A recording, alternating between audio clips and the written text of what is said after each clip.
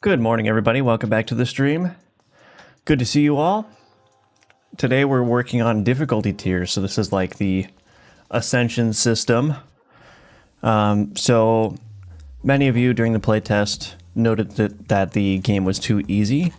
So there's going to be a couple of fixes for that. One, I've just been like rebalancing the game. Generally speaking, that's why I reworked the status effects. That's why I reworked or tweaked how alchemy works a little bit. But, you know, there's going to come a point where, you know, even if the game is feeling good, difficulty-wise from a default perspective, people are going to want more of a challenge, right? So this is a common feature in roguelikes, is to have some ways of voluntarily going into harder runs. And so, yeah, that's what we're working on today. But yeah, we'll get into all that in just a second. I have a bunch of ideas for what can happen.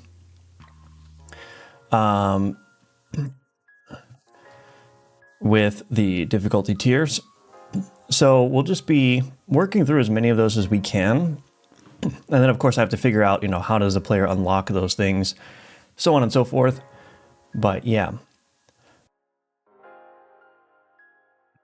Anyway, before I get into it, I want to remind everyone that Alchemortis is available for wishlisting. It's a dark fantasy roguelike auto battler where you can create your own builds and synergies using the alchemy system. So if that sounds interesting, check it out.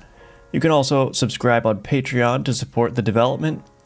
I am entirely self-funded, so whatever revenue I'm getting from the Udemy courses or from the donations on Patreon are basically how I'm sustaining myself right now. So every bit of support is appreciated, but if you do support for at least 1 month at the sponsor tier here, you're going to get an Alchemortis Steam key at launch, and your name will be listed in the in-game Alchemortis credits.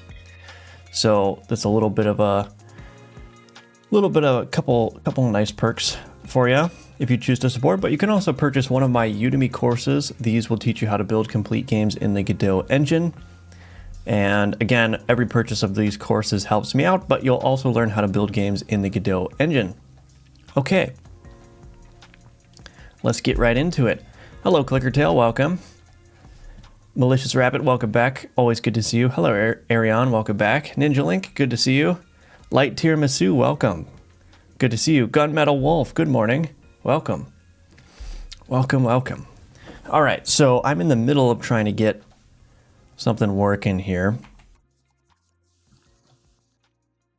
So this, the way that this is going to work basically is it's going to be, pretty much similar to the Slay the Spire Ascension system.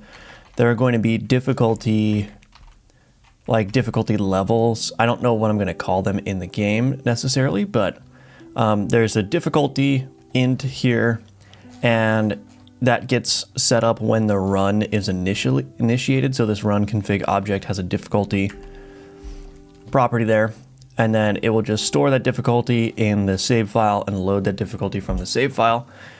And then that difficulty will just be propagated through the system to determine when certain things should happen. So the first thing that I'm doing is, if I go to my seated run,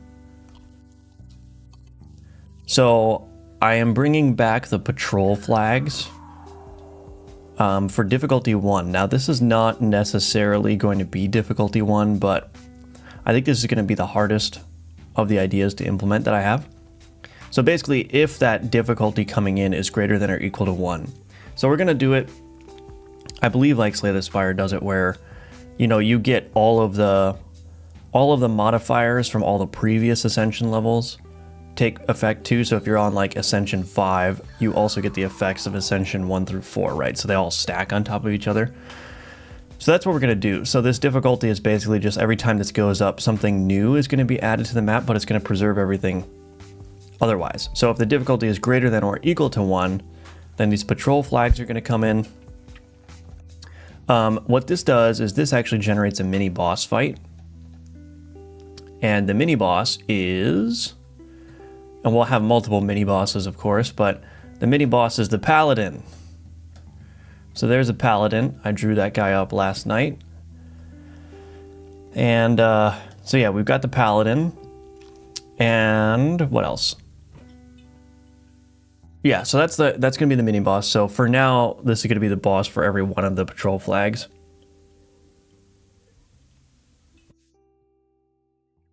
Because I need to draw more, create more mini bosses, but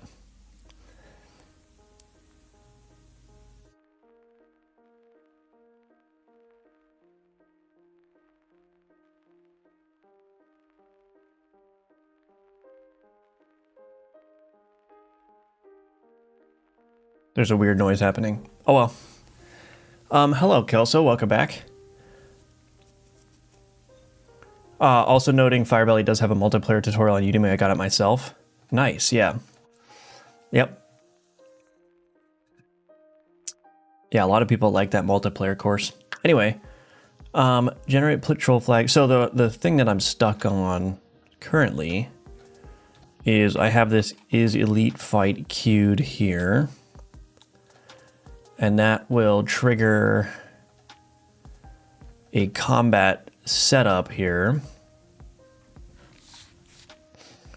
And then is elite fight queued. Oh. This is wrong.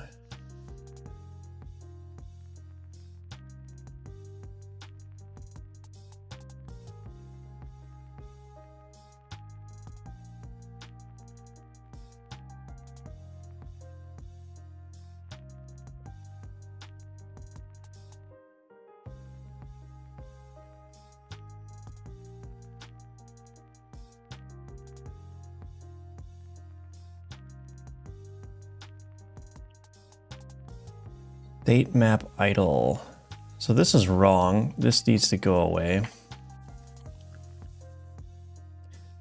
I hope that's fine. Is elite fight queued?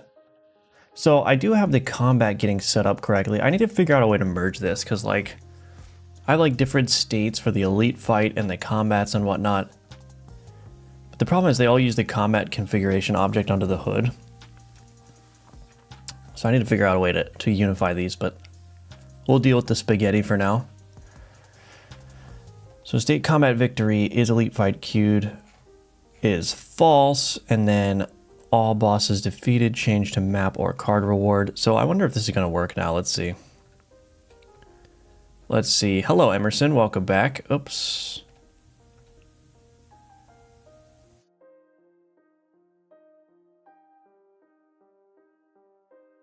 Did I just... Uh-oh. I can't highlight your message. I think I accidentally just cleared it. Oops.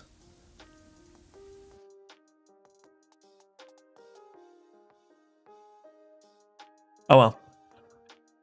Oh well. Anyway, let's see if this works. Sorry, Emerson. Hello, Ito Makes Games. Okay, something broke, actually. Why is my...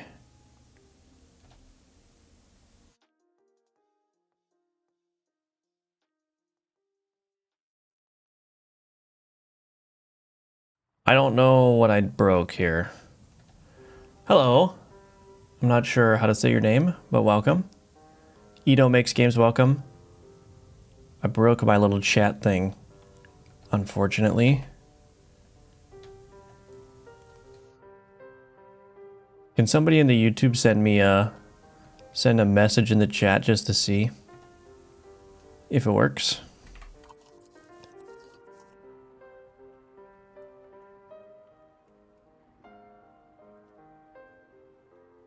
Okay, we're back. Okay, good. Thank you. Appreciate it. Thank you, everybody. Hello, Yayan. Welcome.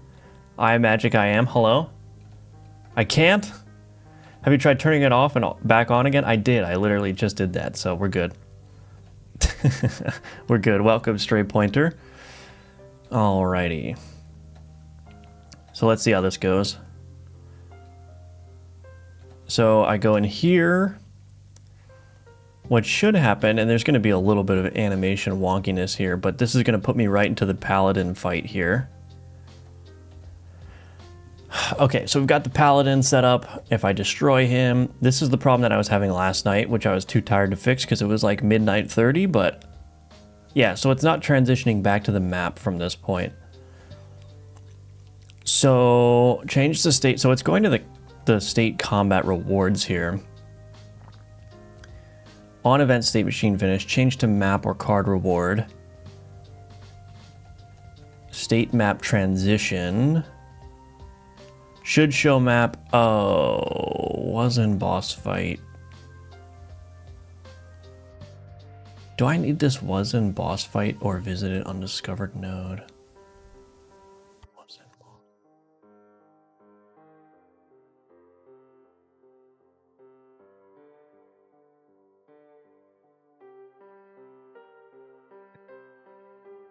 Oh man, is elite fight queued? I guess I'll just follow this pattern. This is a mess. I need to figure out how to rework this to be more sensible, but that's all right. If is in boss fight, okay. Else if is elite fight queued. Well, I don't need to do that necessarily. Well, maybe I do actually.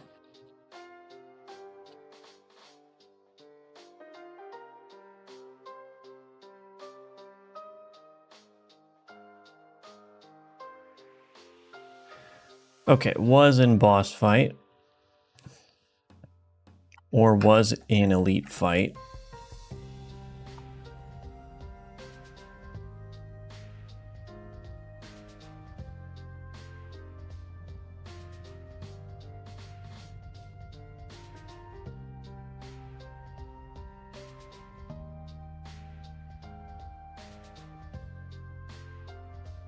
I honestly have no idea if this is going to work. I don't know if this makes sense, actually. State map post-travel.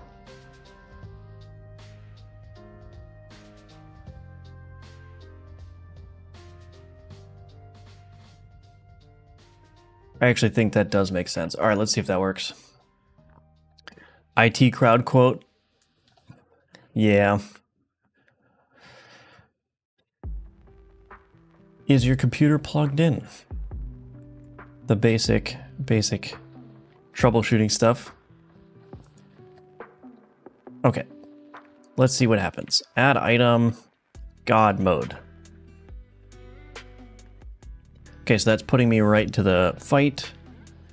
defeat that elite there, grab that, and that goes back to the map. Okay, so that is working. That patrol flag needs to be removed now when we defeat that mini boss there. So I've got that much working.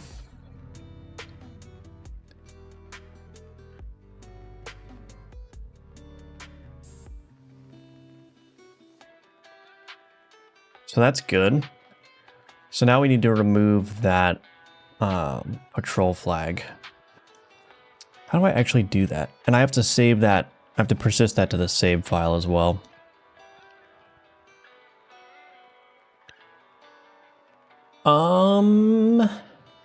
Interesting.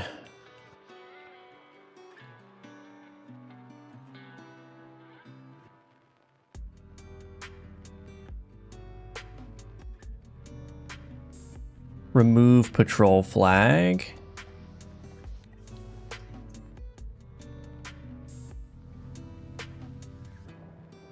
Is this not used anymore? Remove patrol flag. So I cleared a bunch of stuff from the way the patrol flags used to work. And so now I need to figure out how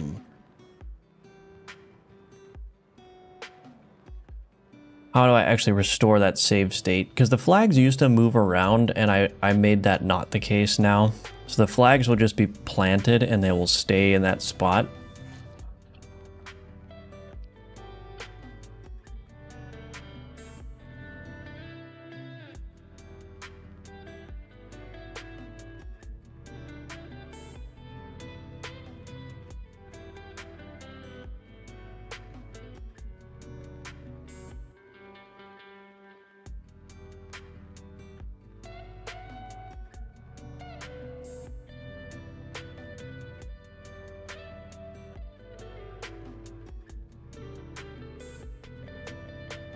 On boss defeated for region.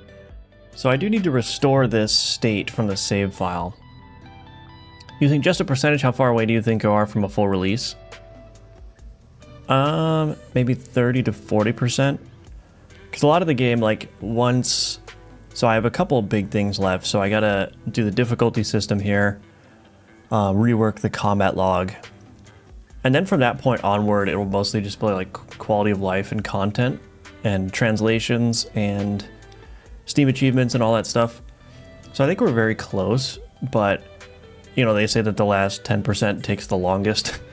But I think, you know, I think it's doable in the amount of time that I have, so that's what we're doing. Hello, Green Crow Dev, welcome, good to see you. Hello, Wuius. Do you have a roadmap publicly available? I don't have a roadmap, no. I don't have a roadmap right now. Maybe that would be a good idea for like post-launch support. But we'll see. We will see.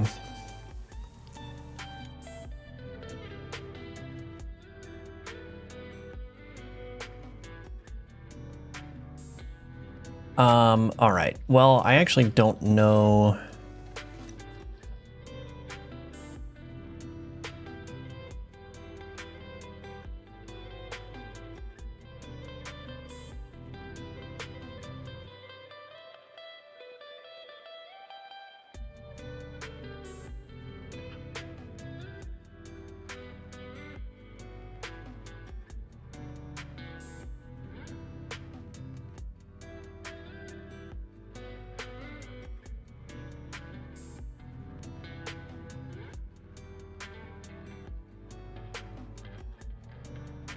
I don't know how I'm going to restore this from the save file, really.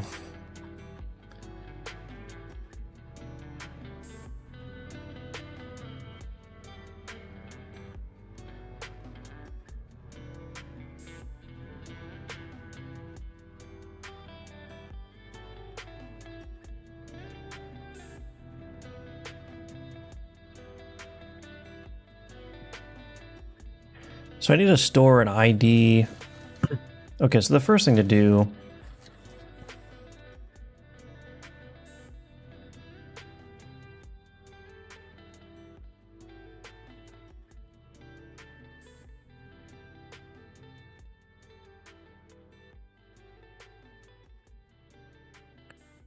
This is a mess. Okay. If is elite fight queued.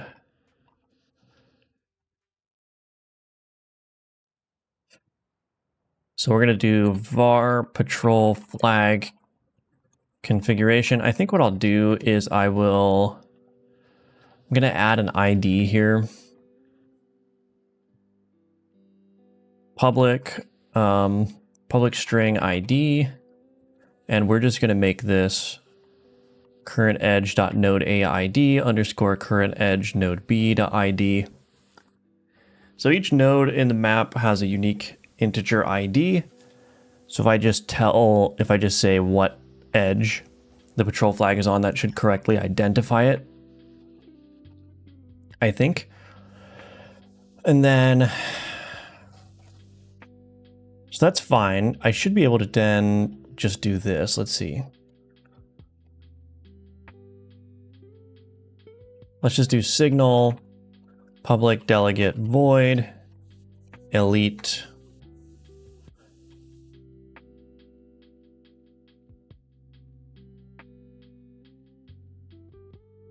Is this actually being set? Oh, maybe I could just...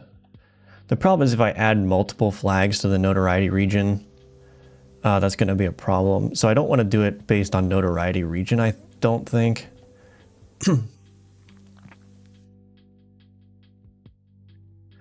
So we'll do it by ID. So elite defeated event handler string ID.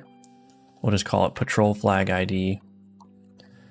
And then down here, we will say emit signal patrol elite fight elite defeated patrol flag configuration.id. Patrol flag manager.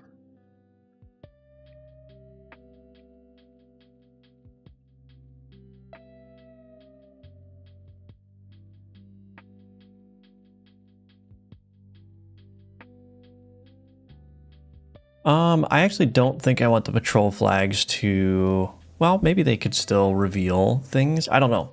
There's a lot of questions here. Anyway, so here, patrol flag manager.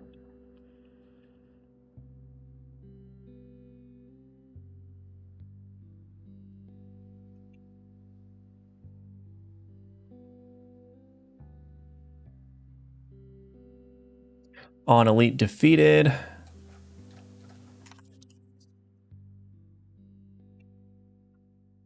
Patrol flag, first or default, flag configuration ID equals flag ID. Remove patrol flag. Okay.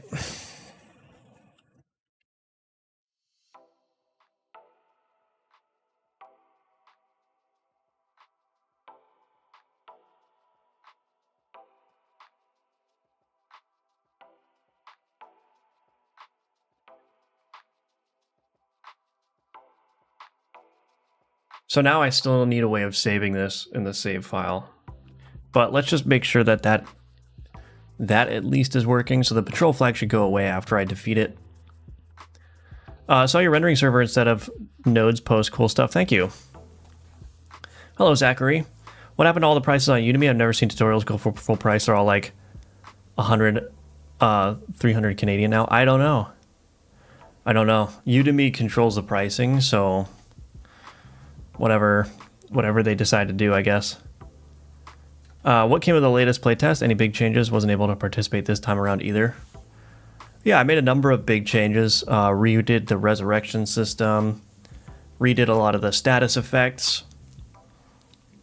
What else? What else did I do? I tweaked some of the map generation. Yeah, I can't remember actually. But yeah, the reworking of the status effects and the new resurrection system are probably the big things.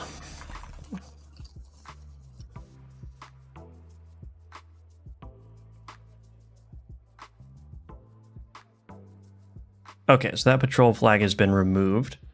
So now the problem is we need to make sure that that persists the save file.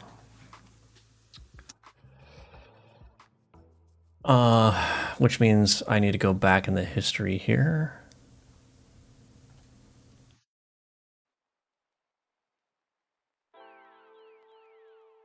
I don't think I was ever saving the cleared state before, so that was, I guess, an oversight.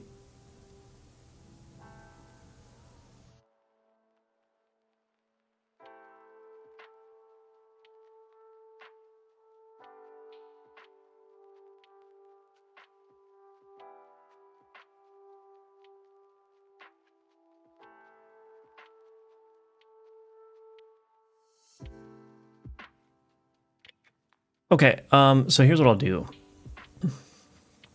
Let's keep this diff up so I can see what's going on.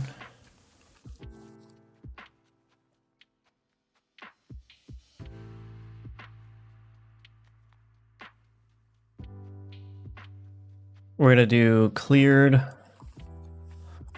I don't think I need to save any particular data about the patrol flag, because they're just static now, so they can just be regenerated every time. So we'll just make this a list, and then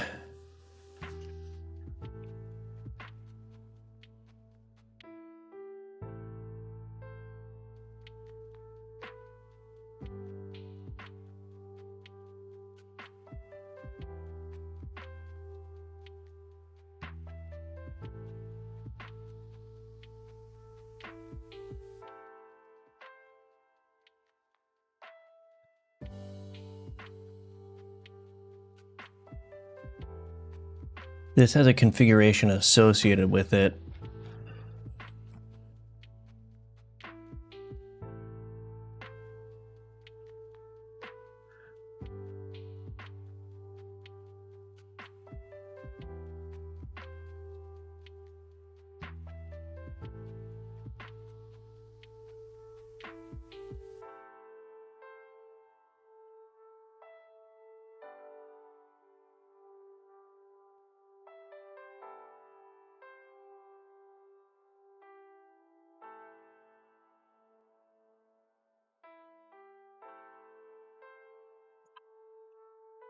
Do I want to store...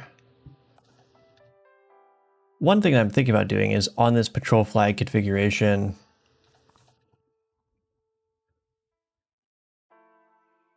is cleared, get private set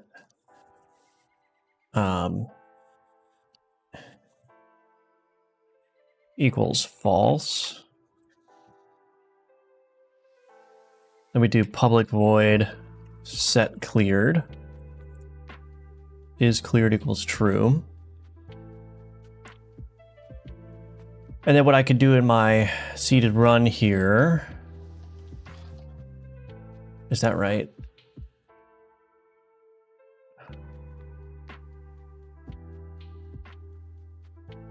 Seeded run to save model.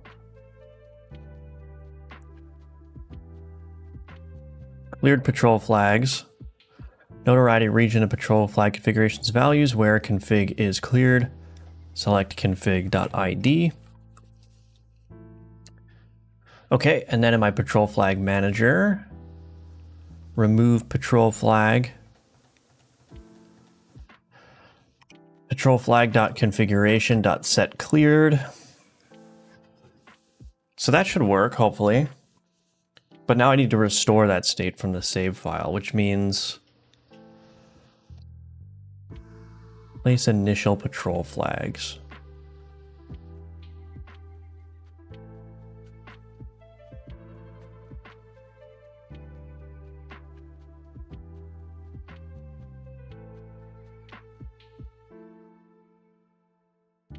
We have a from save model here.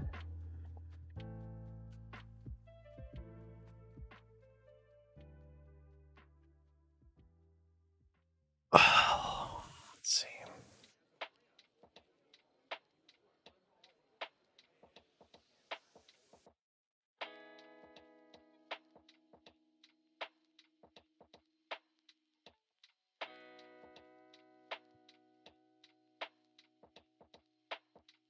So the problem is I don't have any knowledge of the patrol flag manager from the seeded run here.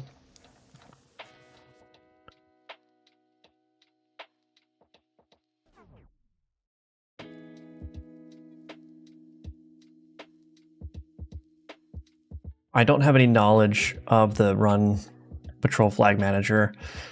Let's see, run manager.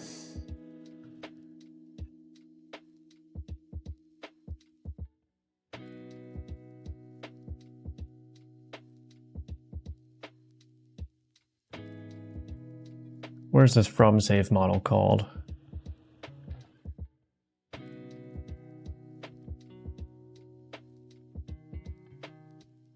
Load seeded run. Okay.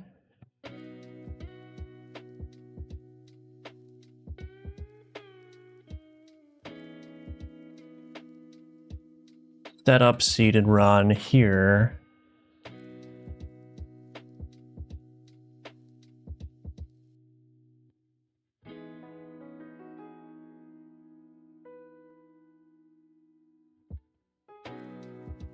So actually, patrol flag manager, where's this initialized being called? Oh, it's being called here. Okay, so the seeded run is actually already updated by this point, right? So I think all I need to do actually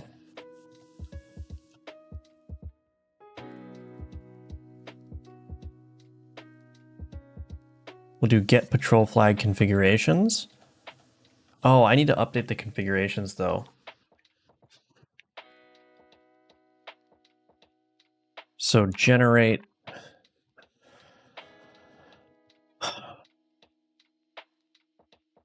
Okay, so what's happening is it's creating a new seeded run, it's generating all of it, and then it's applying the overrides. So what I need to do in here is I need to do for each var cleared patrol flag ID in model.clearedPatrolFlags. Patrol flag config. We want to set cleared there. Okay, so that works. And then, yeah, so then in my patrol flag manager, all I have to do is just skip over the configurations that are not cleared. And that should work. So let's do that. So I'm going to turn off ignore save file. Okay, and then let's do clear save data just to be sure. Maybe they're promoting subscription, just thought of that. Oh well, yeah, maybe. Coupons come back. Most of my time in game dev is fighting with AI. Sorry to hear that. Yeah, the AI, I mean, that's why it's useful to know like what you're doing, because it's much more productive when you can direct the AI to do something that you were going to do anyway than it is to go in with no knowledge and then expect the AI to do things correctly.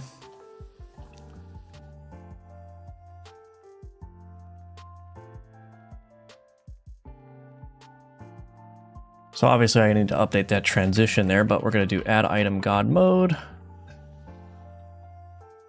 There we go. Take this. Okay, so that's been cleared now, and I should see a save output. Yeah. So we got the save output, so I'm going to quit to menu. We could also just check up on the save file here and see. Cleared patrol flags 8-2. So that works. So if I go back into the game, we shouldn't see that patrol flag. Nice. Okay, but the other one should still be there. Okay, all right. So that is working end to end. Obviously, we need more. So there's a couple of things that need to be done here for patrol flags.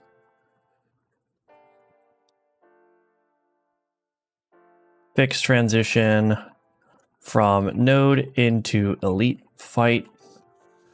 Offer special rewards for elite fights. I think that's it. So I'll handle those later because I still don't know like what the special rewards are, but the point is that the framework is in place now for those patrol flags. So that's good. And it's being saved, persisted to the save file and all that stuff. All right, so that's good.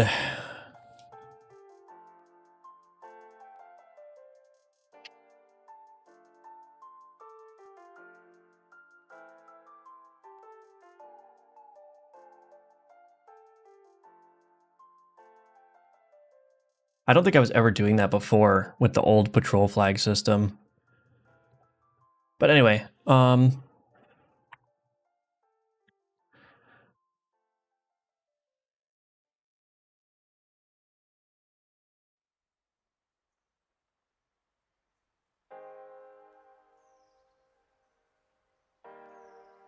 so we got a bunch of other, like, quote-unquote debuffs that can be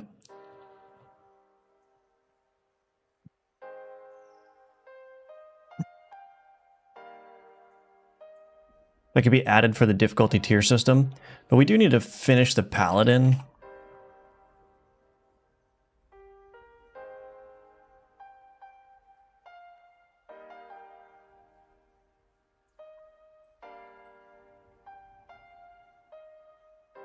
So we do need to, yeah, we do need to update this Paladin to actually have proper abilities. When do you plan to launch your game? Sorry, I have to catch up on everything. Later this year.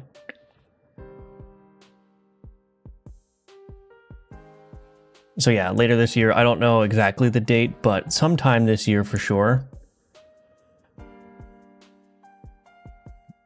I think the game is going to be in a really good spot with like 3 or 4 months of development.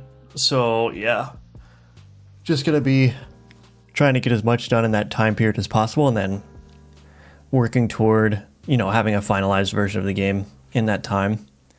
Because like I said, it's just, there's just a couple of things that just need to be added, like the difficulty tier system and the combat log rework. And then the rest of it mostly is just like quality of life stuff. I mean, this is also assuming that the balance is feeling good and everything. So we'll see. Ditch the AI. I feel that autocomplete only makes me stop my thoughts to read some crazy stuff. I have it wishlit, so I'll be waiting. Thank you, Maximus. I appreciate it. How long have you been working? Hello, one-legged chicken. I've been working on this since March of 2025, so a little over a year now, which is a long time, but that's okay.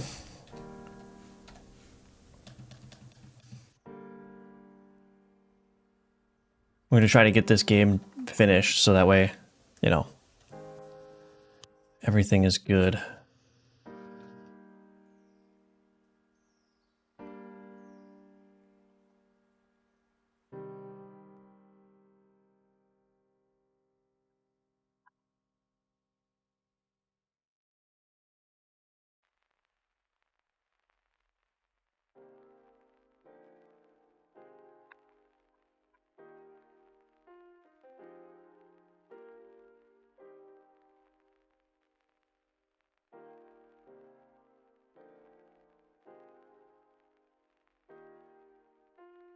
Interesting.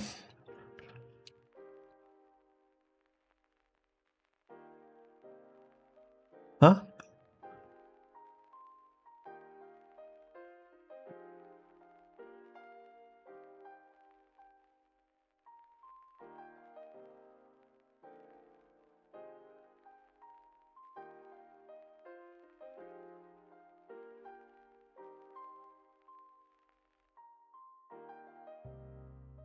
Well, I don't need to fix that right now.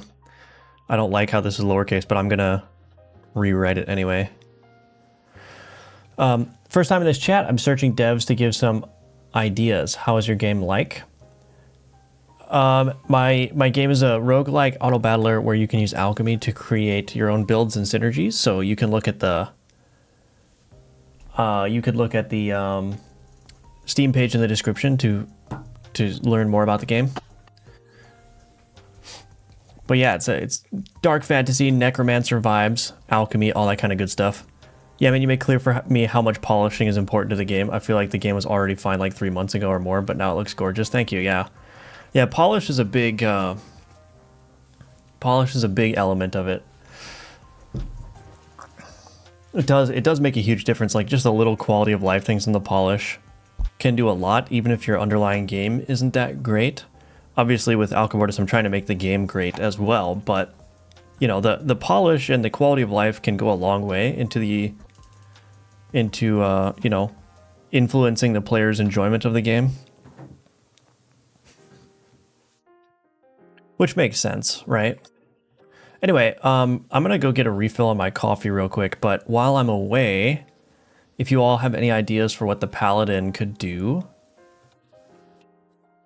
Again, this is kind of like a mini boss, so we can give the Paladin some interesting abilities for sure. Why is the turn cooldown so high?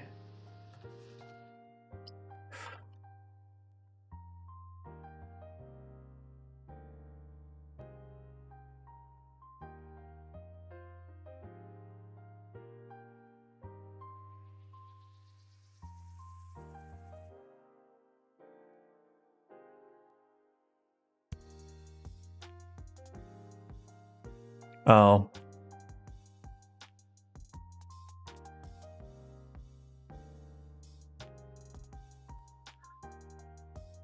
I'll fix that real quick.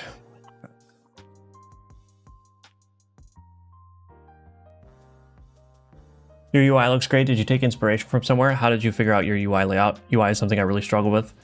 Yeah, I mean, me too. I mean, you could. For those who have been here for a long time know that UI was a big area of focus and still is a big area of focus for me. The early iterations of the UI did not look that good.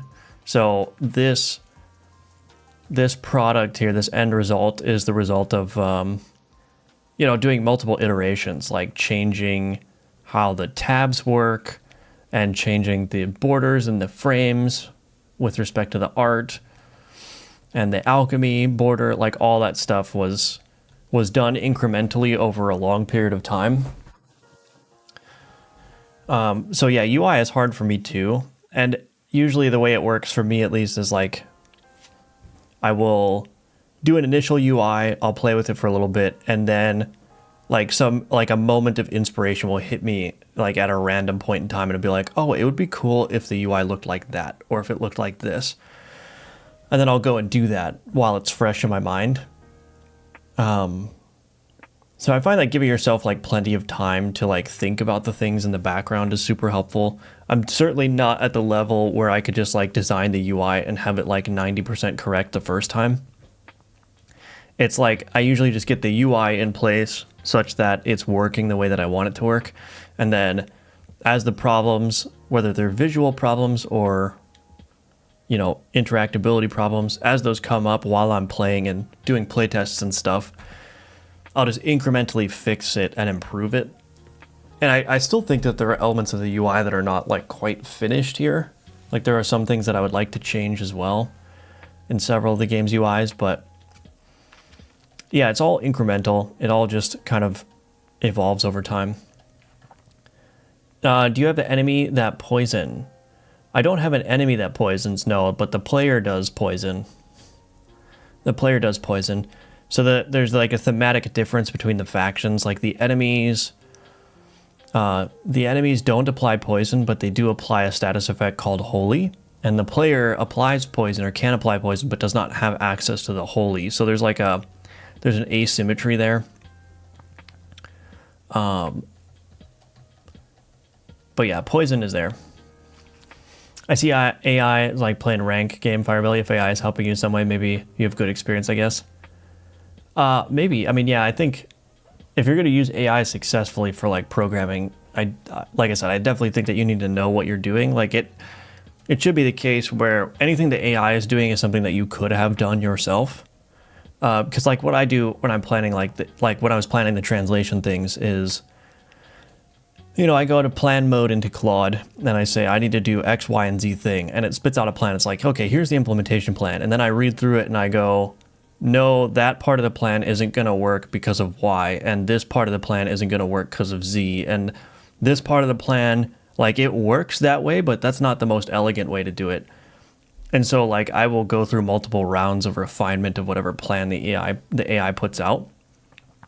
And sometimes that doesn't even work. And so what I'll have to do is I'll have to go in and like manually start implementing a pattern for like what I want to happen. and I'll do that, like I'll do like 10% of that, and then I'll go to the AI and say, okay, here's the pattern that I've set up. This is the design. This is the structure that I want it to have. Just take this pattern that I've already built and update the rest of the code base in accordance with this pattern, right? So it's like, you know, it's, especially with the translation stuff, like it got to the point where like I had the design in mind and I actually did the design for a couple of the classes. And then I said, okay, update everything else in the game that's relevant to this. And then I just walked away, and like 10 minutes later, it had finished all of it for me, right? So those are the kind of things where like it would have taken me probably 2 hours to manually update everything, and it would have been the most tedious, boring work possible. But I just laid out the pattern and said, here's how I want it done, go do it. And it did it. And so now I have a situation where I saved a bunch of time doing a bunch of rote work, but I understand at a deep level like how the translation system works. And so if I need to go in and manually tweak things or extend it or whatever, I'm not lost. Like I'm not blind to how the system works, right? There's a good website called Game UI Database, which is handy too. Yeah, that's a good one. That's a good one. Do I have enemy that stuns? Yes, I have paralysis. Yes, it's essentially the stun mechanic. Can you steal a card that applies holy and use it to apply holy? Yes, you can. Yes, you can. +1 sub, thank you. I have a Claude skill where it only acts as a pair programmer, where it helps with documentation and best practices, but doesn't actually write code itself. Oh, interesting. Interesting. Most important thing is you use AI, you must start from scratch or a new game, but not guarantee you like the path. I only let it write code on my day job's tech stack when I have a decade of experience, so I know if the output is good or not easily. Right, yeah. Hello, Kent. Welcome. Are we making it difficult but fair? Yes, we are. We're trying to, anyway. We're trying to. I saw, Claude, how much your performance had improved with AI. I don't know what you mean, December 8. I mean, I would say that Claude has probably saved me many tens of hours since I started using it. And again, most of that stuff is just the rote stuff, you know. I also use it for debugging too. Like there's this like sneaky bug, and you know, I would have to trace through the code base and find the bug. But usually if I just sick Claude on the bug, within like 2 minutes, it finds it and says, oh, you just had like a if statement here that was inverted, or you had an off by one error here. Or like, oh, you just didn't like transfer this piece of data to this other object when you're in this method or whatever. So that saves time there too. It's like, yeah, that's something that I could have discovered myself if I spent 15-30 minutes tracing through the code base, but usually Claude is pretty good at identifying those things pretty quickly. So yeah, it saves a bunch of time for sure. It makes the kind of like reworks and re-architectures that would just otherwise be daunting to do because they're just tedium. It makes those fun again, because then I don't have to do all the boring parts of it. I get to design it, and then the design gets implemented by not me, right? NoClip and Game UI Database and Spider's resource amazing. Do you have an enemy ally that has a chance of deflecting the attack? Yes. It's not a chance of deflecting the attack, but that's essentially how Holy works. And I'm going to remove that because it's too powerful in my game. I'm going to rework how Holy works. Okay, I'm going to go get a refill of my coffee, so I'll be right back, and we'll continue on.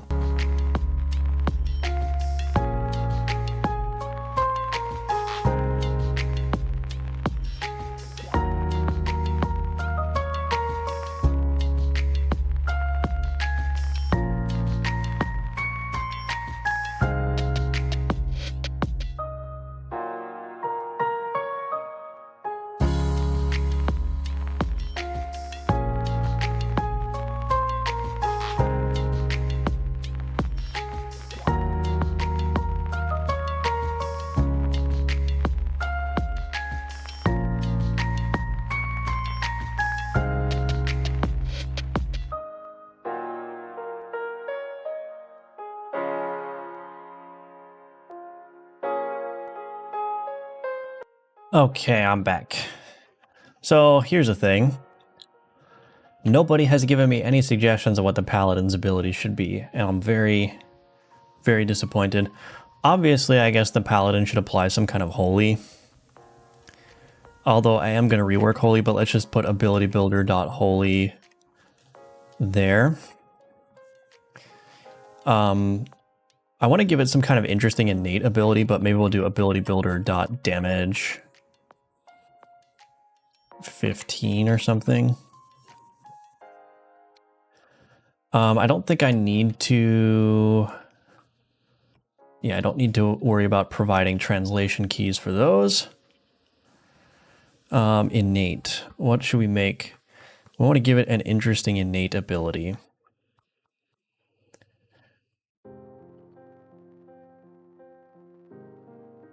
Let's see. I have some notes about different abilities that could be added.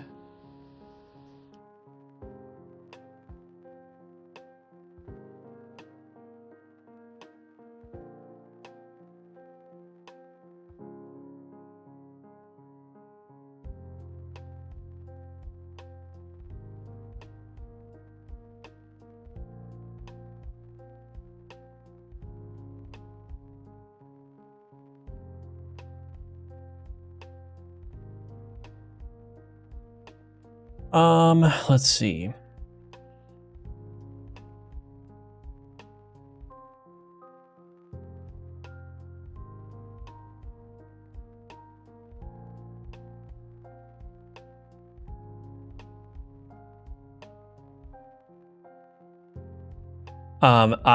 Sorry, I had to mute you to do my job. Wow, I'm offended.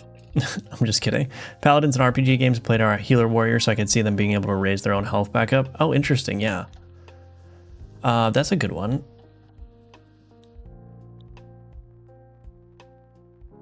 Stunning a certain type of enemy would be cool. It reminds me of the WoW exorcism ability, which stunned undead enemies.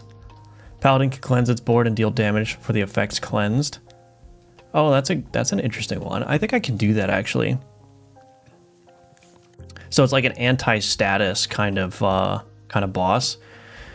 I think I can do that. So let's do status provider is equal to new status provider. Let's see, is this gonna work? Or target board. Okay. I actually forgot how this works.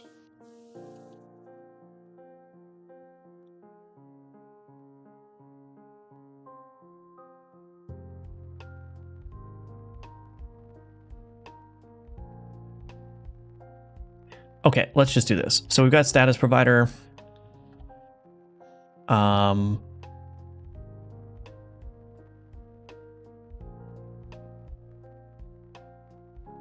That provides a list of all the statuses.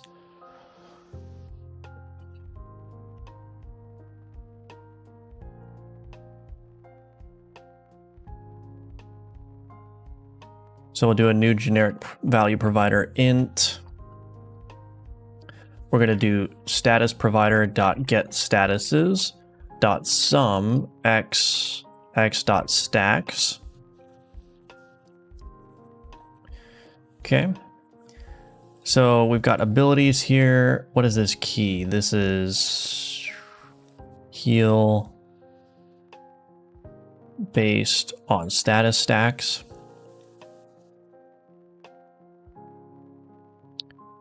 Description translation key. Card, Paladin, heal. We'll just call it card, Paladin, heal. That's fine. For the description template.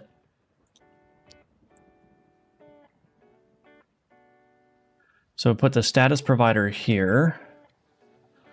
Let's do var dynamic heal is equal to new dynamic heal. Nope. Dynamic magnitude ability.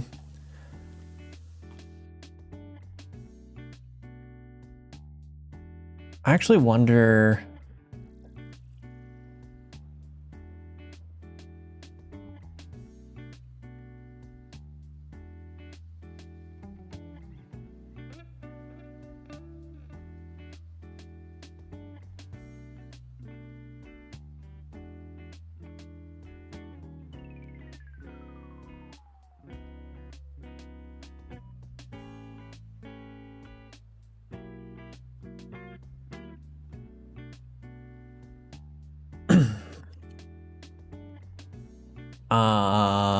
Yeah, this is going to be a little bit tricksy, actually.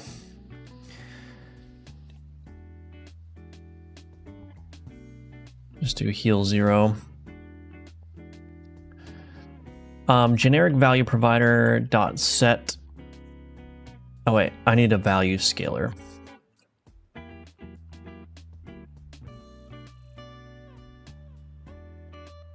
Generic value provider, value scaler dot set multiplier, const float,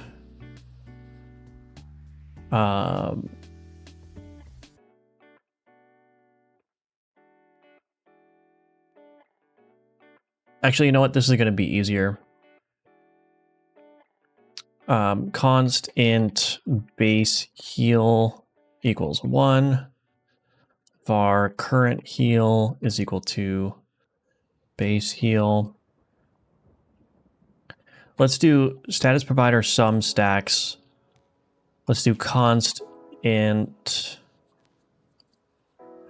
We'll just make this simple. Const int stack divisor is equal to 5.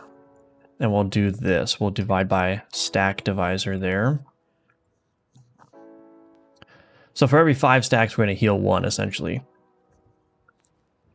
Okay, so tier var scalar equals abilities scalars dot get heal scalar.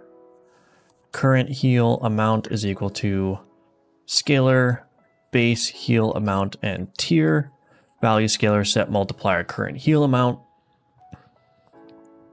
Okay. So I want to consume the stacks maybe as well.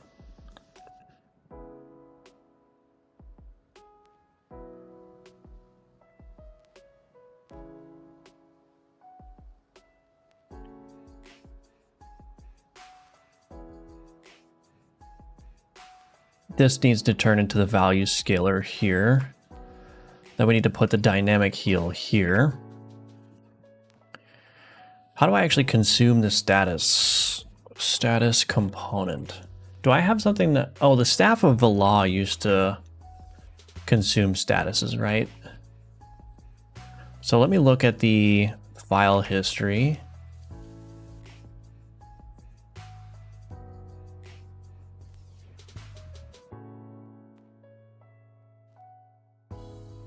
Oh, a status consumer. Do I still have that?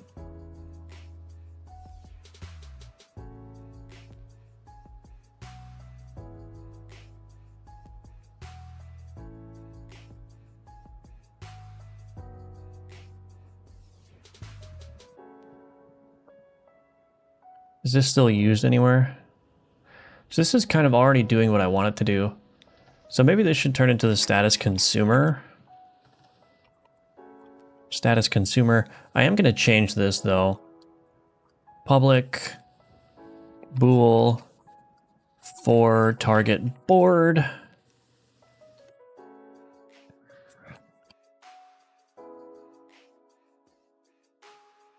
For target board, otherwise we're doing it source board. And this actually returns the status is consumed. So I actually don't need to do this. I could just return status consumer dot get value divided by stack divisor. That becomes a status consumer. Okay, so it's gonna basically clear all the statuses.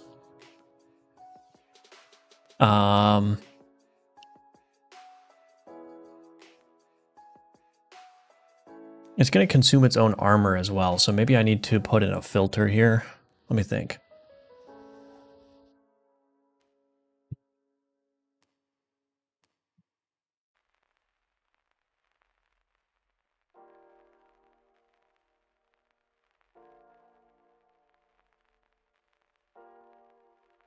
Let's do this.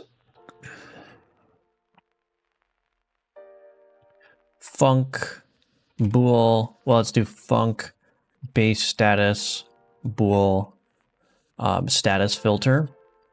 We'll set that to null by default. If status filter is not equal to null,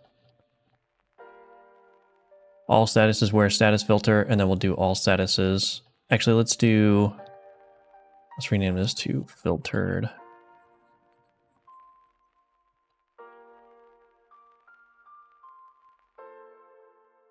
Okay. Okay, so now in here, what I could do is I could say status, and then we'll return status is bleed status, or status is fire status, or status is poison status. So we're basically just going to get rid of all the negative statuses. Now, probably what I want to do is create a filter for or create a flag for these statuses to mark if they're negative or positive statuses. So I could just in here do like status is negative, which I may actually do. Maybe it's a good idea to do that now. Let's do, so we got base status, public virtual bool is negative. We'll just do is negative to false. And then let's go to fire. Public override bool is negative. Oops, I'm in the wrong spot.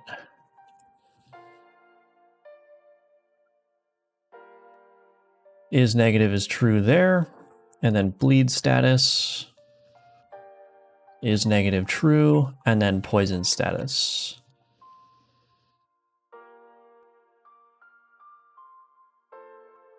I did it wrong.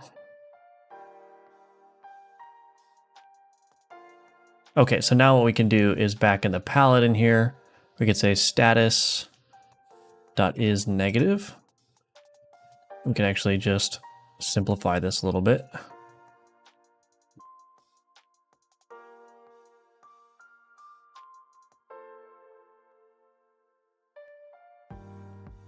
So that's going to consume all negative statuses. It's going to take this total status count divided by 5. That will give me a whole integer. And then it will heal by default 1 for every 5 stacks consumed. But the heal amount will go up by 1 for every tier. So hopefully that makes sense. And the other thing that we're going to do is we're going to set that composed set innate as true. We'll add the composed here, and then we also need to describe it. So consume all negative status stacks.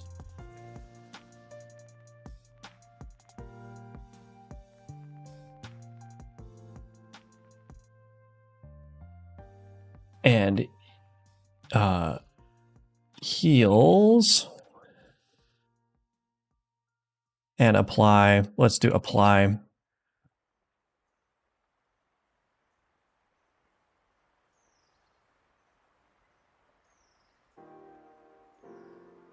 Current heal amount. Heal for every stack divisor stack consumed. Okay, can I put is innate here? Oh, I can. I don't need to do this set innate stuff. Okay.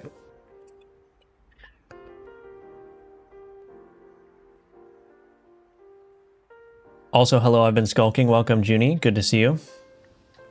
Could have an innate ability that grants the board a damage immunity buff for like 1 second. Interesting. I don't know how I would do that from a technical standpoint. Yeah, that could be interesting though.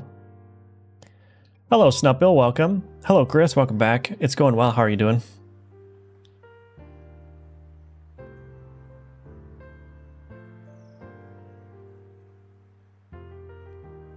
Got a cat here now.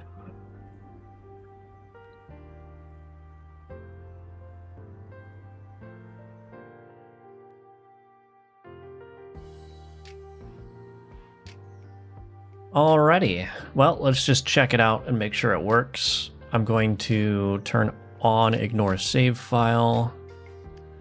Let's get rid of this map region height. Why can't I?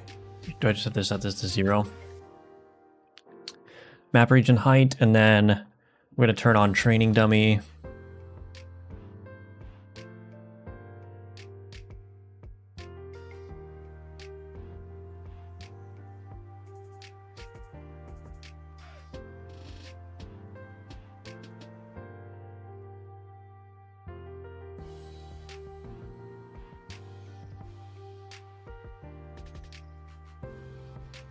All right, let's see what happens.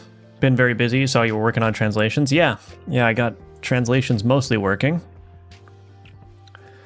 Still a bunch of places in the game that have to be translated, but that's okay. All right, so we got the Paladin. Innate card Paladin heal. So I haven't ran the translation for that yet. 15 damage, apply 10 holy to self. Let's just see if it works. Oh, I'm gonna die. I'm gonna die. Well, actually, maybe not. Oh, yep, I'm gonna die. Okay. First of all, this Paladin has a very long turn cooldown. We'll change that.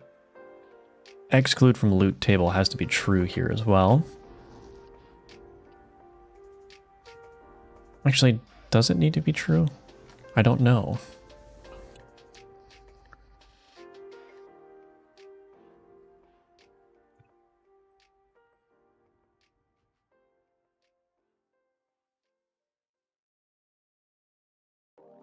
I don't think so, actually.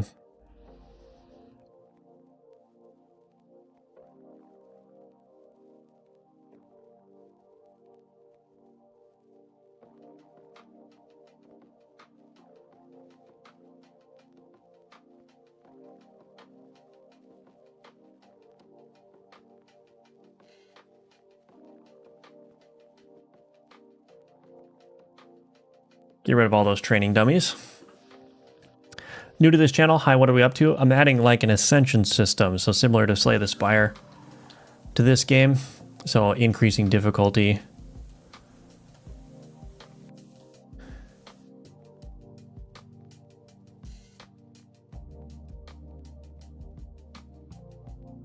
All right, let's see if it works. So it's not going to do anything, at least initially.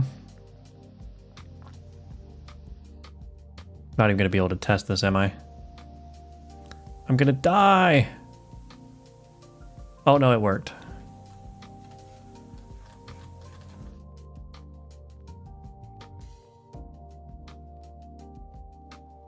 Nope.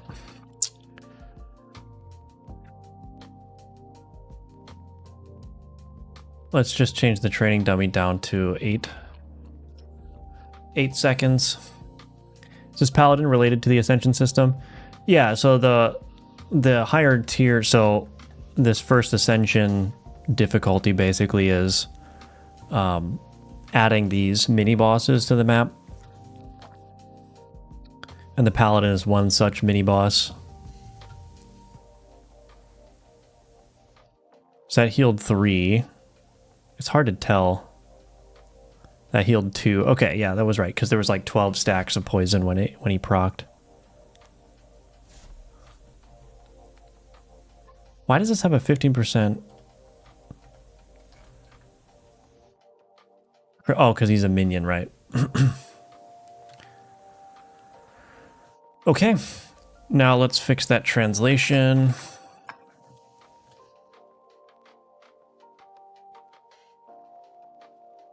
So we should see that that translation is now there.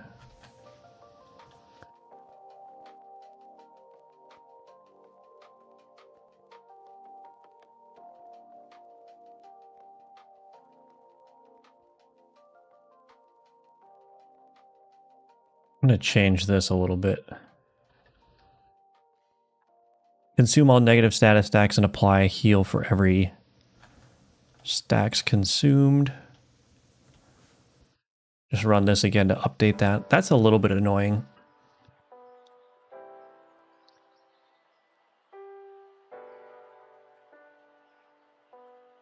Maybe I'll fix that. But maybe it's okay, because then it will make sure I have the translation file updated for everything.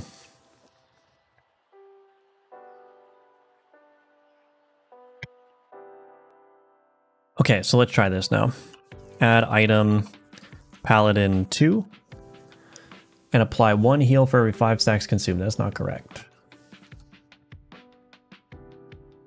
Oh, right, because this actually needs to be 0. I got to get used to this new translation system that I have in the game now.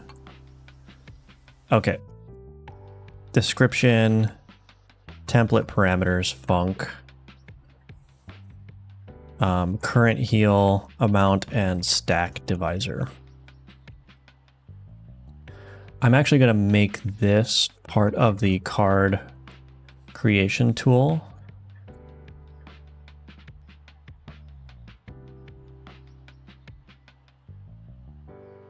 Just so that it's there.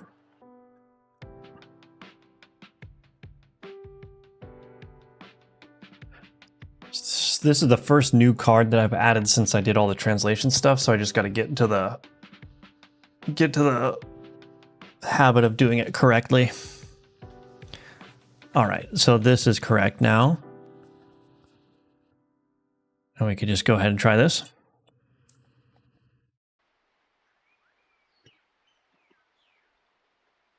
Okay.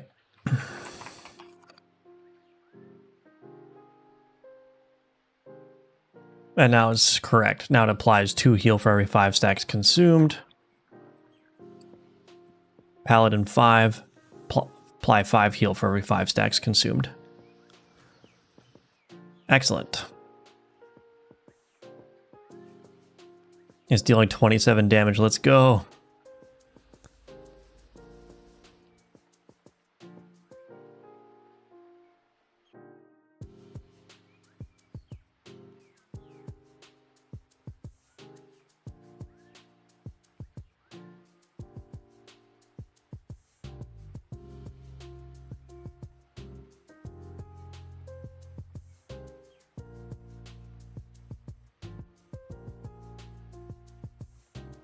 Okay, I think it's working.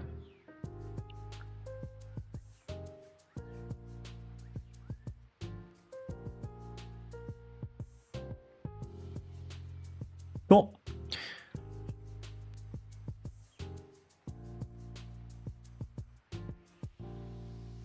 Alrighty, I think we can call that one good.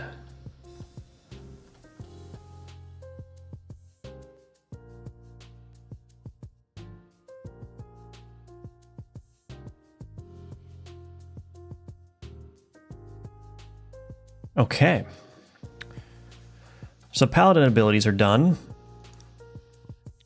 So I guess we can just start working on some more of these difficulty tier things here. I do need to do the flavor text for the Paladin, but I'll handle that in a little bit. Handle that off stream.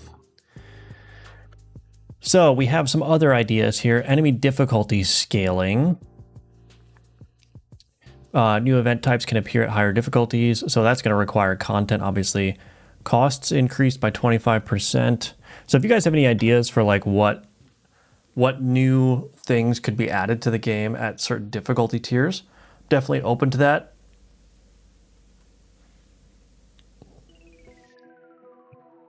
Increased chance of corruption. So a lot of these things are just like numerical tweaks, which I think are going to be relatively easy to add. It's the things like new event types. That's going to be the one that's going to require a lot of effort. Pay for healing after a round. I already have like just here, what is it? Restore less max health after combat. So I was thinking instead of fully restoring your health, like you restore like up to 50% max health or something. Or no, that's not what I mean. What I mean is you heal by 50% of your max health after combat. So right now you get a 100% health heal unless you have like the draft of coagulation. And so one of the difficulty tiers could just be you can only restore up to you will only heal by half of your max health or 25% of your max health or something.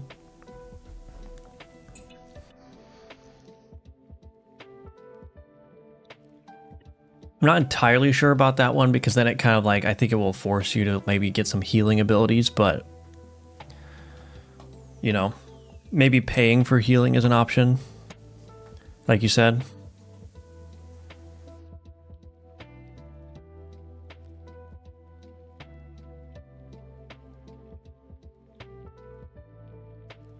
What is this great looking Kanban app? It's Obsidian with the Kanban plugin. All right, so let's do something easy that I'm pretty sure I'm gonna want, which is maybe costs increased by 25%. Enemy difficulty scaling is something that I could do as well. I have like a little multiplier that I can, or do I still have that actually?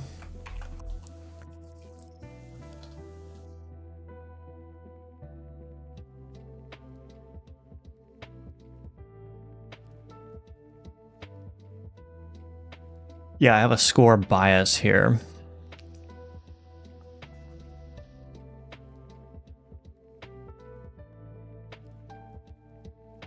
So I could up the score bias.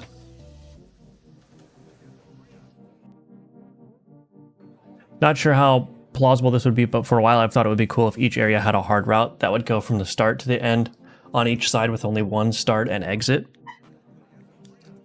Go from the start to the end on each side with only one start and exit.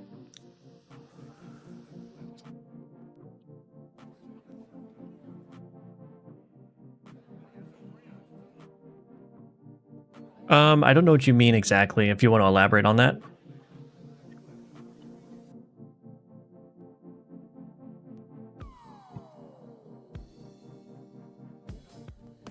Oh, I also removed the trigger node, the Inquisition blessing system. That's something that I removed yesterday because that just wasn't working. That was a lot of the things like the old way the patrol flags worked and the blessing system. That was mostly intended to make the free roam more interesting, but now those aren't really serving a purpose. So I got rid of, well, I obviously reworked the patrol flags, but then I got rid of the Inquisition blessing system as well because that just wasn't adding anything.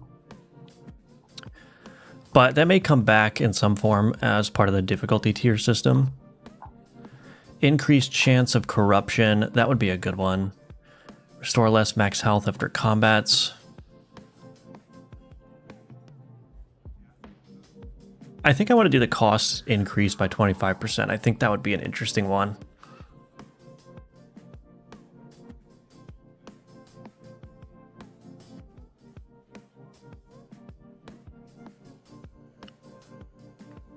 So maybe we'll do that one, and then maybe enemy difficulty scaling, increased chance of corruption. Like those three things are going to be relatively easy to do, as well as this restore less max health.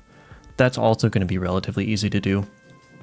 Honestly, the biggest challenge here is going to be propagating that difficulty level to all the systems that need to be aware of it.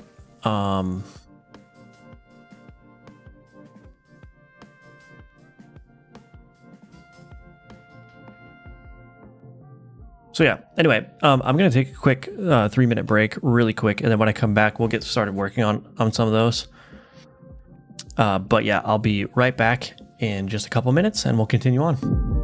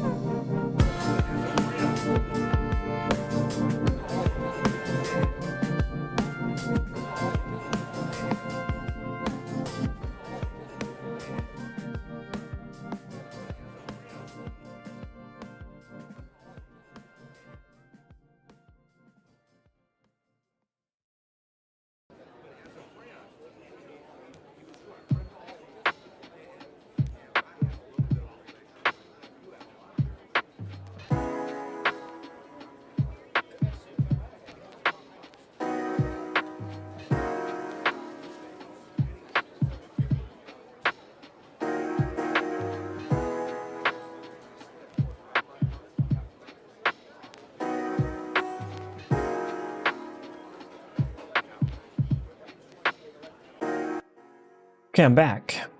Would you agree with me if I said game development is 50% planning, debugging, and changing the structure of the source code?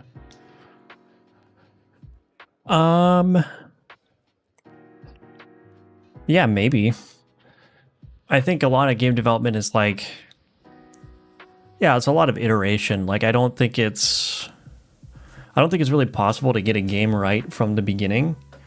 Like, the only thing that could be like right from the beginning is like having an inkling of like what mechanics should exist. And if you're making a story game, like what the story is. But how that actually shakes out in practice is largely just a matter of experimentation, at least in my experience. You know, getting to this point that Alchemortis is at, for instance, I've been doing several playtests, and the reason I do playtests is because I need feedback on like what's working and what's not working, and then I try to fix the things that aren't working while preserving the things that are working.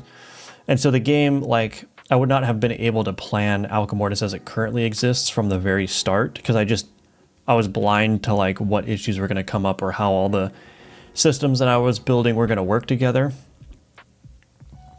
So yeah, I think it's a lot of the time it's just, you know, it's, yeah, iteration. It's just refinement, gradual refinement over time. And so yeah, I think, you know, if you include planning and changing the structure of the source code as part of that refinement, then yeah. I sent a sketch of what I meant in the suggestions channel. All right, let's see. Let me take a look at it. Alchemortis suggestions. Oh, I see.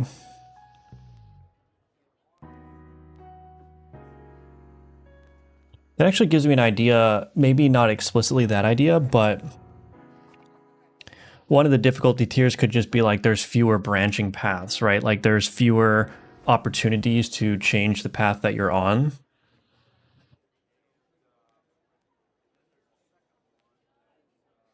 So like the easy version of the game could be like, oh, there's all kinds of interconnectivity and like you can basically visit whatever nodes you want within reason, so on and so forth. And then you get to a difficulty tier where it's like, okay, the number of roads is reduced by 25% or whatever. That could be interesting.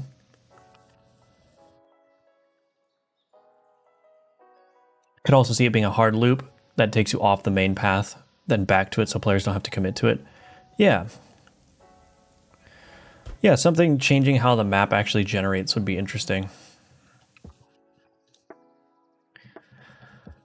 All right.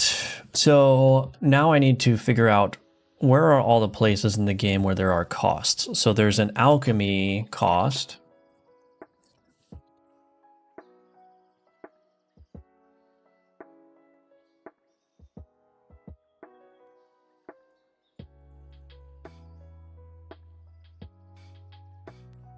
So let's do this.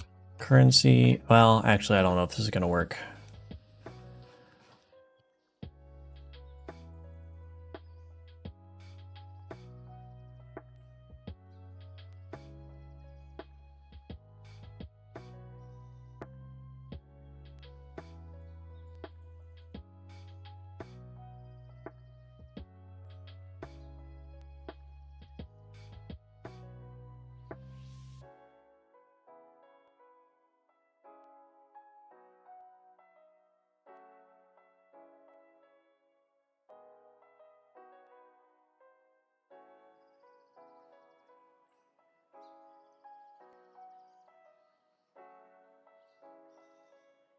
I need to be able to access this difficulty across multiple places in the game.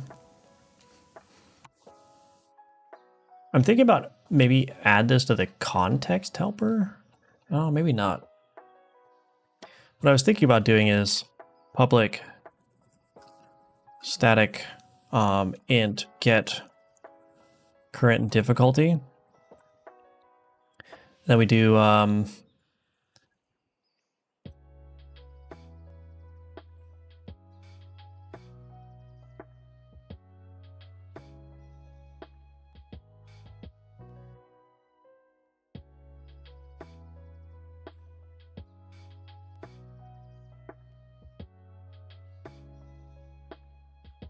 do I not have a way of getting the run save manager? I don't. I need a way of getting that difficulty to all the systems in the game that need it.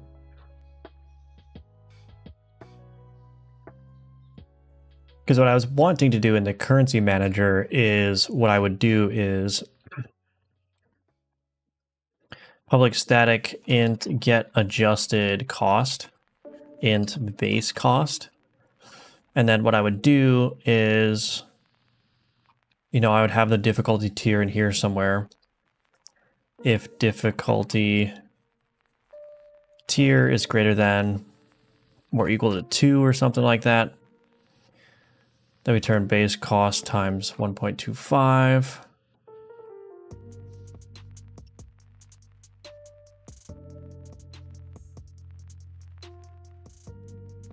Otherwise return base cost. The problem is I don't have this difficulty tier here.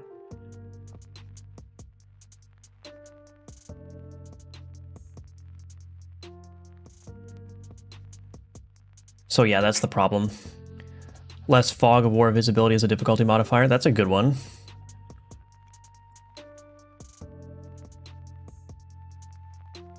That's a really good one, actually. I should write down. I will borrow your idea, Jack, but I'll slightly change it. Change map connectivity. Because I think if I just say like reduce the number of connections by 25 or 50%, that will almost like in a de facto way create the hard mode path, because you may commit to a path where there's like no way off of that path for a while. It wouldn't be hard mode in the sense like there's special things along the path, but it would be hard in the sense that like you have less flexibility.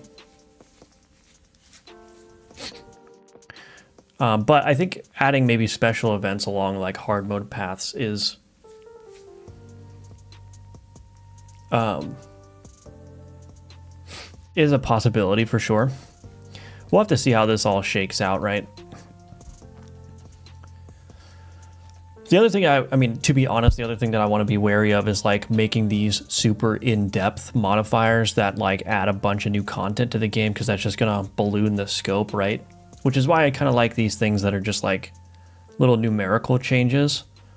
And I was actually looking at the Slay the Spire Ascension system. And a lot of at least for the original game, you know, this Ascension system is really, it's like a lot of numerical changes, right? So like 60% more elites. Of course, I'm actually changing this, like elites start getting introduced at a certain difficulty tier. But this just increases the damage that enemies deal, increases the damage that elites deal, increase the damage that bosses deal, heal less after boss battles, right? So it's like these are all numerical changes that all stack together.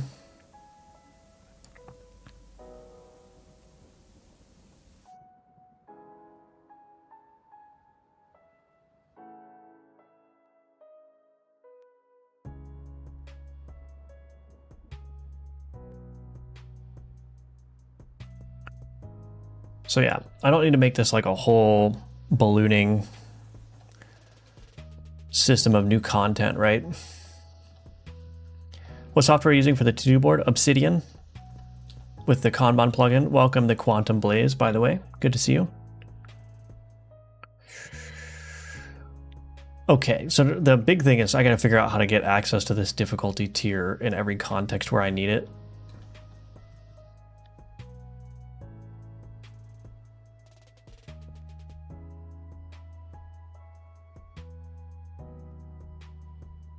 I'm almost tempted.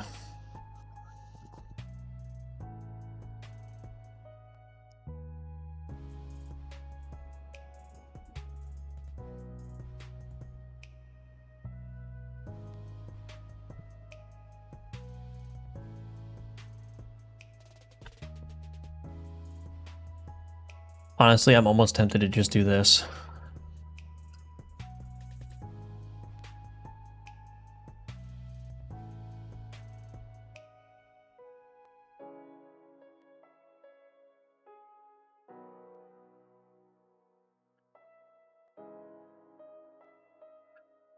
I may change this later, but I'm just going to make this a static property.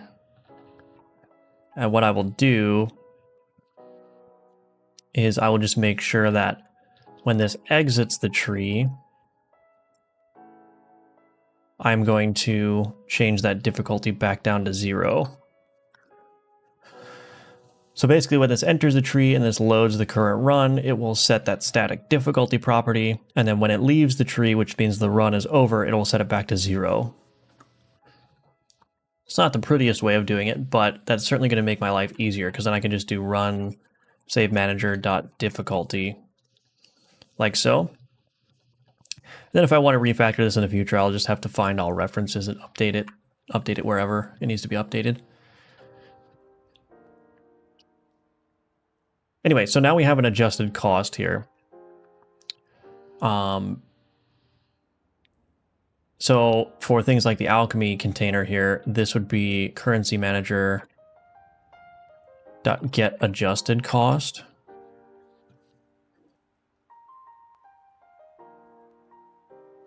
And I think the problem now though is that this alchemy container,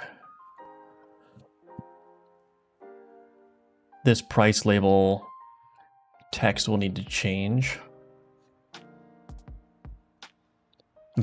Oh, I have get call. Oh, it's already there. Okay, so that's already tied in together. So now we'll do the shop configuration. We won't change the prices in the configuration itself. What we'll do instead is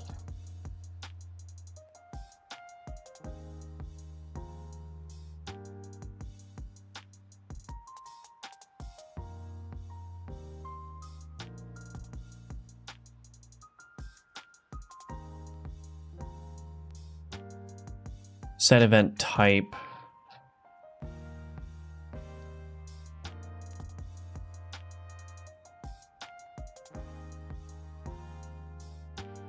currency manager dot get adjusted cost.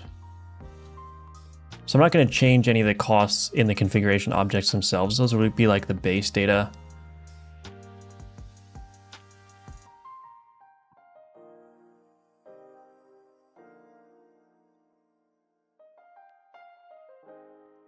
So we have events, artifacts, and then what about the cards?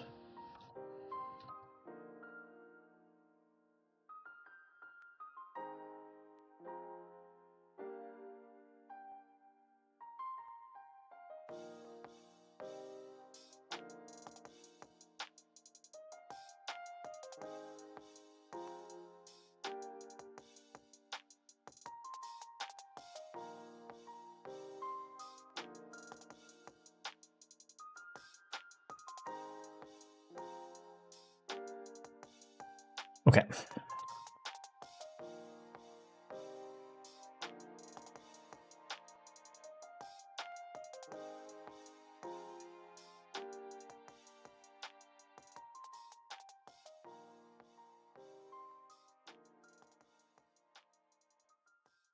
Okay, so now the health option container now. So the cost is here. So this would be get currency manager.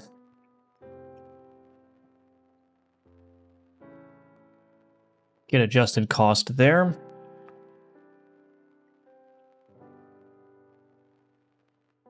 Well, that should work. What else has a cost? I think that's it. So let's go to the shop, the alchemy, the health option. Oh, the rerolls for the artifact container.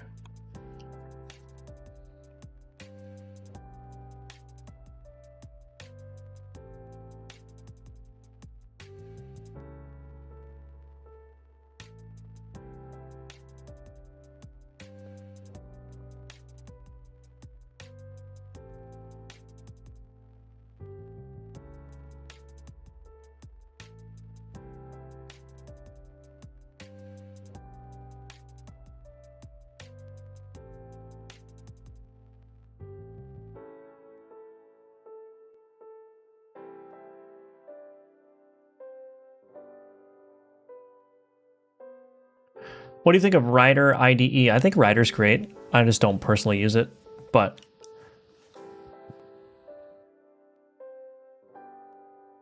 yeah, I think it's great. It's time for game dev on hard mode once again. Hello, Jagged Daytona, welcome. Maybe a difficulty modifier could be that boosters only let you pick one card. Oh, interesting.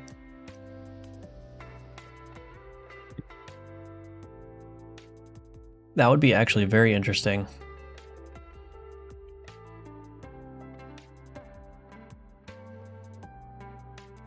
We will see. I've been using Rider for Godot. I like it a lot. Yeah, it's great. I mean, I think it's a good IDE. It's just, I like VS Code. VS Code works great for me personally, so.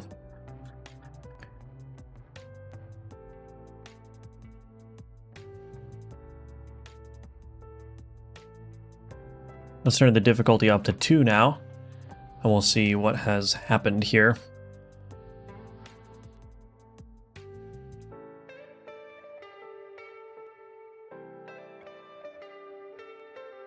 So the alchemy should now cost 6 blood. There we go. Very nice.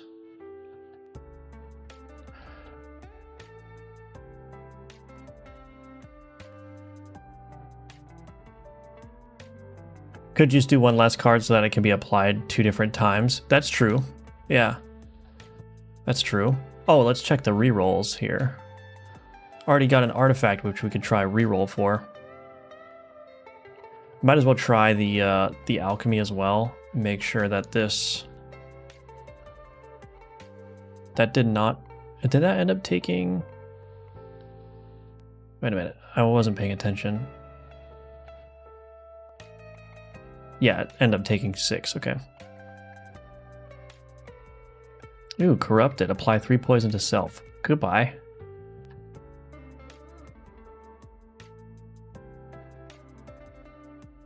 So this reroll is 12 now. Oh, it's updating that text before the reroll animation completes.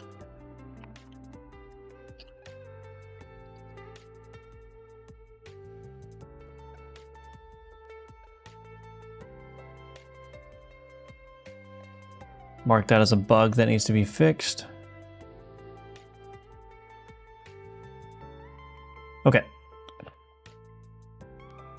So I'll change all the difficulty tiers for this, but the other thing I need to figure out is how the player's actually gonna configure these ascensions.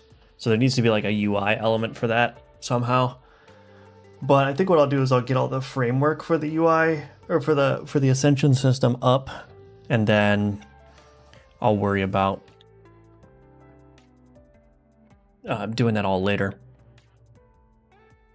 I've been using Visual Studio literally forever. Use VS Code for many things like database scripts, but it's just enough different for project work. And I can't get used to it. Gotcha, yeah.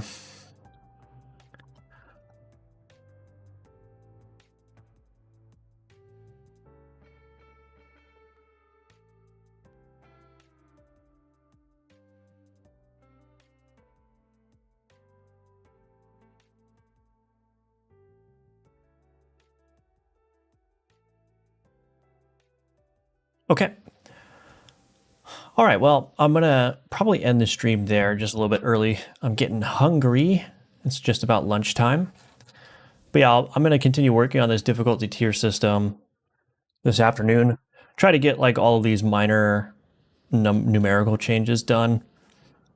The enemy patrols one still needs work because I need to offer special rewards for that. So I need to think on that a little bit. But yeah. Thank you all for watching. Thank you for being here. It's very much appreciated. And if you're interested, you can wishlist Alchemortis on Steam. It's a dark fantasy roguelike auto battler where you can create your own builds and synergies with alchemy. So if that sounds interesting, definitely check it out. I would appreciate a wishlist. You can also support on Patreon if you're interested in doing so. Purchase my courses, all that good stuff. But you can also support by liking the video, subscribing to the channel, following on Twitch. All that good stuff is very helpful as well. And of course, you can join the Discord. So everything is linked below. And yeah, I haven't done a bonus stream in a while, so we'll see if I have time to do a bonus stream this afternoon. But Otherwise, I'll be back at it tomorrow at 10 a.m. Eastern. Hope to see you there, and have a good day, and bye-bye for now.